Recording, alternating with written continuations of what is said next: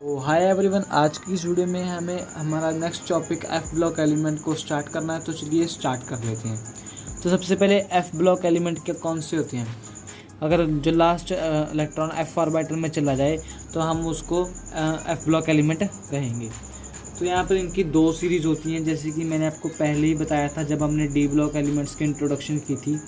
तो इनकी दो सीरीज़ होती हैं। सबसे पहले होती है हमारी लैंथेनॉइड्स की और एक होती है एक्टिनॉइड्स की। लैंथेनॉइड्स एंड एक्टिनॉइड्स, और इनको रेयर अर्थ मेटल भी कहा जाता है। एफ ब्लॉक एलिमेंट्स को रेयर अर्थ मेटल्स। जो इनकी जो इलेक्ट्रॉनिक कॉन्फ़िगरेशन है एफ ब्लॉक एलिमेंट्स की, वो हमारे पास N-2 F0 जो एफ ब्लॉक है उसमें 0 से लेकर 14 तक के इलेक्ट्रॉन की फिलिंग हो सकती है। आगे N-1 0 to 1 यहाँ पर D आएगा, ठीक है। D ऑर्बिटल में 0 या 1 इलेक्ट्रॉन आएगा। उसके बाद NS2, यह है हमारा एफ ब्लॉक एलिमेंट की इलेक्ट्रॉनिक कॉन्फ़िगरेशन। अब यहाँ पर भी दो आते हैं हमारे पास आगे, एक है लैंथेनॉइड, एक है एक्टिनॉइड। एटॉमिक नंबर 58 से लेकर 71 तक जो हमारे पास सीरीज़ आती है लैंथेनम से लेकर ल्यूटेरियम तक, उन सभी को हम लैंथेनॉइड्स कहते हैं। और इनकी जो इलेक्ट्रॉनिक कॉन्फ़िगरेशन का फॉर्मूला वो है ज़ेनॉन, जो हमारे पास नोबल गैस कॉन्फ़िगरेशन है। और उसके बाद 4F 1 to 14, 5D 0 to 1 and last 6S2। ये हमारी लैंथेनॉइड्स की। अब चलिए बात कर लेते हैं एक्टिनॉइड्स के बारे में। तो जो एक्टिनॉइड है वो हमारा होगा एटॉमिक नंबर Z = 89 to 103। और यहाँ पर जो इनके बीच में एलिमेंट आएगा वो आएगा एक्टिनियम टू लेवरेशियम। और यहाँ पर जो इनकी इलेक्ट्रॉनिक की फिलिंग आएगी वो आएगी Rn radon 5F 1 to 14, 6D 0 to 1, 7S2।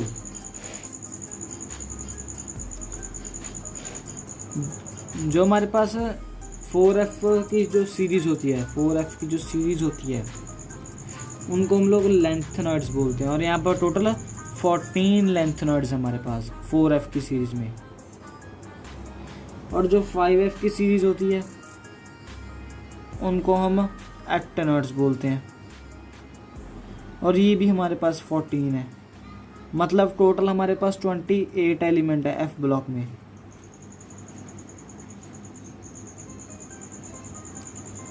यहाँ पर बहुत ही ज़्यादा इंपॉर्टेंट क्वेश्चन अराइज होता है, वो ये है कि वाई लैंथेनम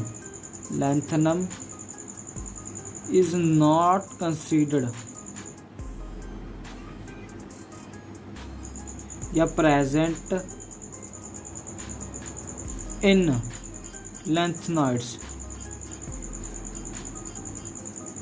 इसका मतलब ये है कि जो हमारा एलिमेंट है लैंथेनम, उनको हम लोग लैंथेनॉइड के सीरीज़ में कंसीडर नहीं करते हैं। क्यों?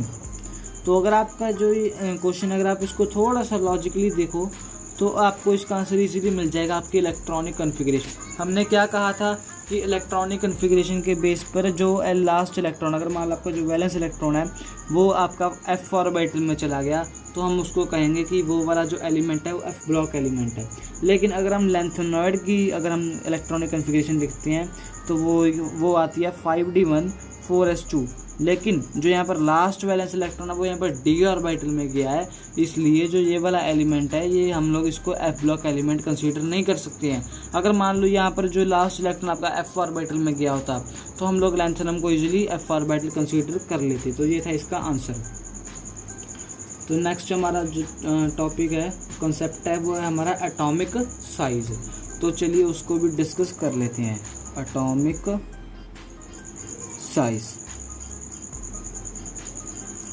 जब हम सीरीज में आते हैं top to bottom, on moving top to bottom, lanthanum से जब हम ल्यूटेरियम तक आते हैं तो यहाँ पर जो एटॉमिक की रेडियाई है और आयनिक रेडियाई है, एटॉमिक एंड आयोनिक रेडियाई।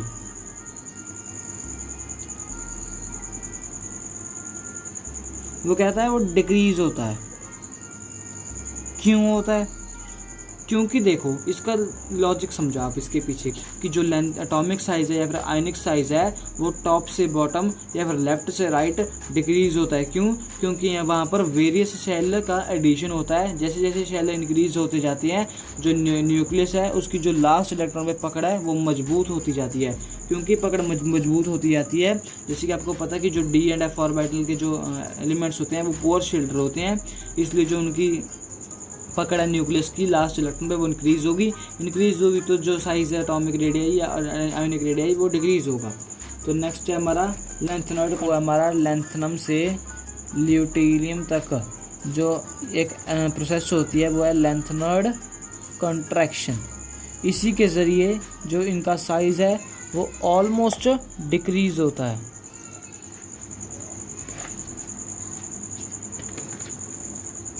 अब यहाँ पर क्वेश्चन ये आता है कि वाई साइज डिक्रीज क्यों होता है, वाई साइज रेड्यूस। तो इसका मेजर सा आंसर ये है क्योंकि जो हमारे एफ ऑर्बिटल डी ऑर्बिटल हो गए ये पुअर शेल्डर होते हैं, जैसे कि मैंने आपको एटॉमिक रेडियाई वाले कॉन्सेप्ट में भी बता दिया है। तो इनके ऊपर जैसे क्योंकि पुअर शेल्डर होते हैं इसलिए जो न्यूक्लियर का इफेक्ट है लास्ट इलेक्ट्रॉन पर वो ज़्यादा होगा। नेक्स्ट जो हमारा कॉन्सेप्ट है वो ऑक्सीडेशन स्टेट्स।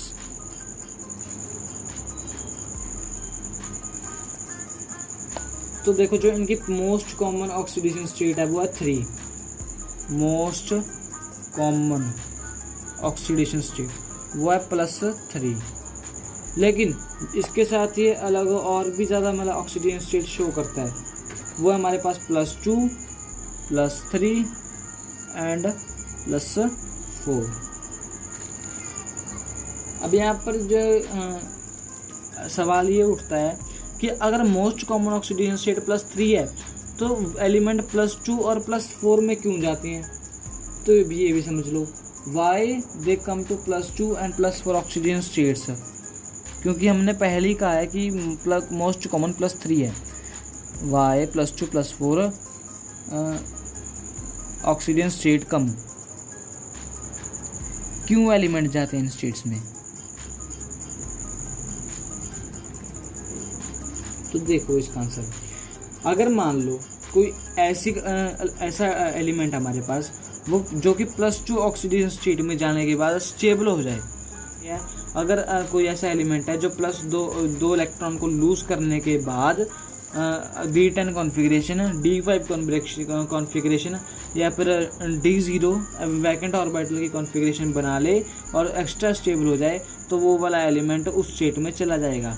और अगर मान लो +4 की जहाँ तक की बात है तो उसका भी यही सेम रीज़न है। अगर मान लो कोई ऐसा एलिमेंट है जो +4 इलेक्ट्रॉन डोनेट करने के बाद स्टेबल कॉन्फ़िगरेशन में चला जाए तो वो ईजिली +4 ऑक्सीडेशन स्टेट में चला जाएगा। लेकिन जब ये एलिमेंट +2 और +4 ऑक्सीडेशन स्टेट में चले जाते हैं तब होता ये है कि जो इनके साथ के जो बाकी एलिमेंट होते हैं वो तो होते हैं सारे +3 ऑक्सीडेशन स्टेट में, लेकिन ये होते हैं +2 एंड +4 में। तो इसलिए ये भी +3 ऑक्सीडेशन स्टेट में जाने की कोशिश करते हैं। ये सोचते हैं कि चलो कोई बात नहीं, हम यहाँ पर अनस्टेबल हो गए, कोई बात चक्कर नहीं है, लेकिन हमें अपने जो फ्रेंड्स हैं उनके जैसा +3 ऑक्सीडेशन स्टेट में जाना ही जाना है, मतलब अनस्टेबल भी होने के लिए मजबूर है। तो यहाँ पर क्वेश्चन है, देखो यहाँ पर वाई यूरोपियम एंड यटरबियम, मतलब europium 2 positive and ytterbium 2 positive अकर इन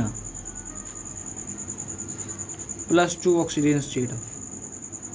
इसका आंसर आपको मिल गया है, जैसे कि क्योंकि +2 ऑक्सीडेशन स्टेट में जहाँ तक कि इसकी बात है इलेक्ट्रॉनिक जो कन्फिग्रेशन है वो हाफ फील्ड हो जाएगी, हाफ फील्ड इलेक्ट्रॉनिक कन्फिग्रेशन है इसकी, इसलिए इसने 2 इलेक्ट्रॉन लूज किए हैं यूरोपियम ने।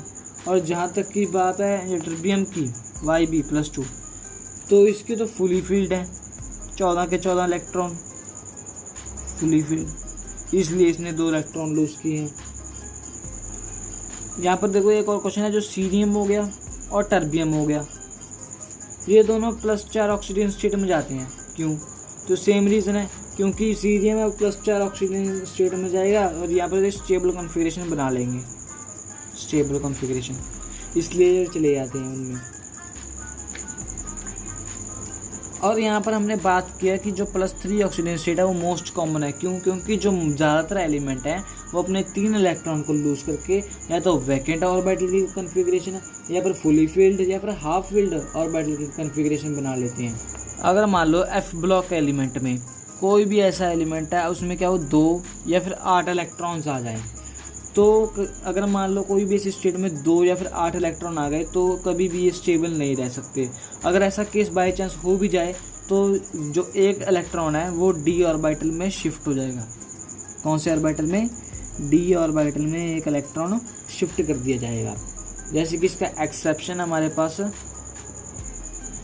ल्यूटीलियम, सीरियम एंड गैडोलीनियम, ल्यूसीगैड, इसका शॉर्ट फॉर्म आप इसको याद कर सकते हो। क्यों है ये एक्सेप्शन, देखो हम आपको समझाते हैं। जहाँ तक की बात है ल्यूटीलियम की, तो इसकी इलेक्ट्रॉनिक कन्फिग्रेशन होती है 5d1 6s2।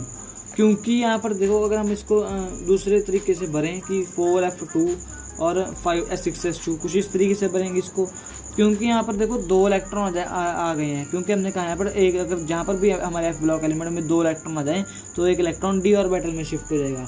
तो वही यहाँ पर एक इलेक्ट्रॉन d ऑर्बिटल में शिफ्ट हो गया है।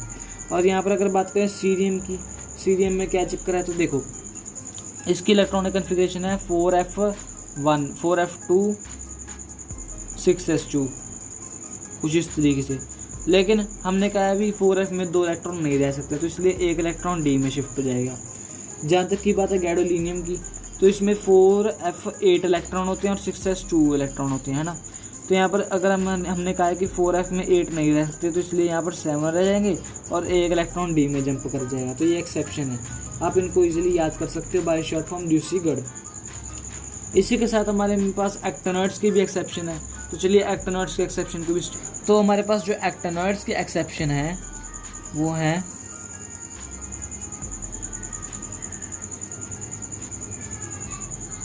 हमारे पास ये एक्टिनॉइड के एक्सेप्शन, आप इसको यहाँ पर याद कर सकते हो।